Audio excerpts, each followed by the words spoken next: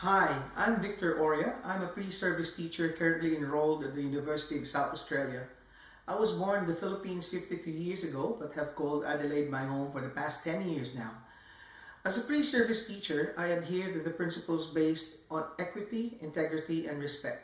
I believe in equal opportunity and mutual respect for all, regardless of culture, gender, language, health, socio-economic background, and geography.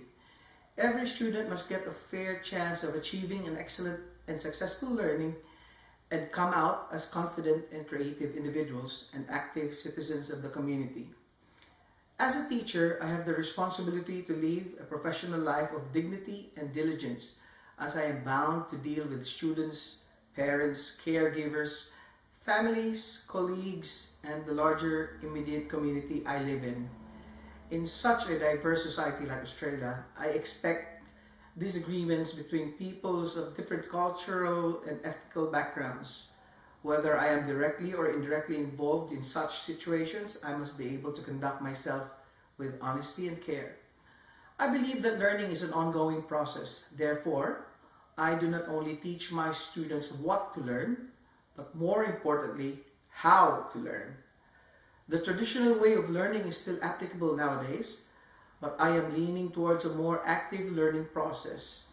Enter the CBL, or Creative Body-Based Learning.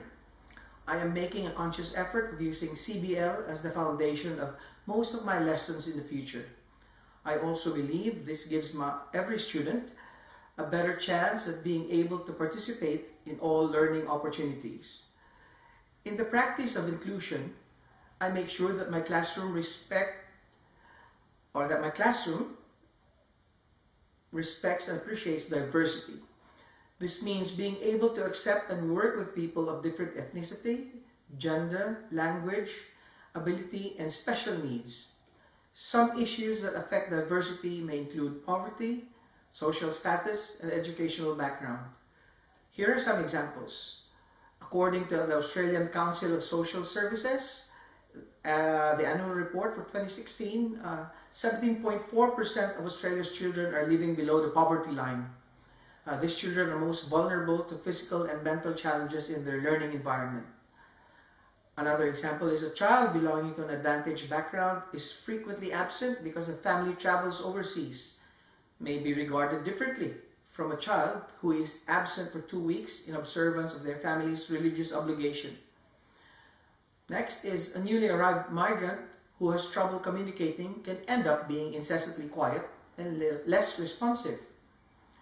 Inclusive practice in music examples may include in world music, we may ask students to bring ethnic instruments associated with their country of origin.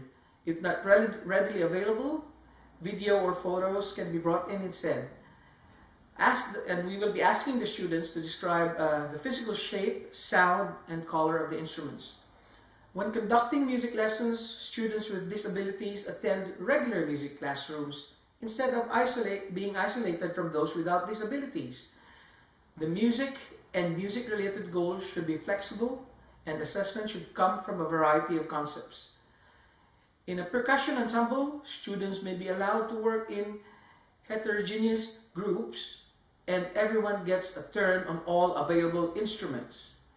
In conclusion, I believe every child's right to an equal opportunity learning. Lesson and unit plans must be designed to meet the unique characteristic of each child, including their needs for learning.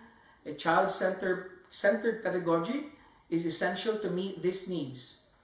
As teachers, we often exercise maximum tolerance, but we must address discriminatory systems and divisive behavior with intent and clarity. Lastly, as a teacher, I believe inclusive practice will be most effective built around compassion, empathy, and good judgment.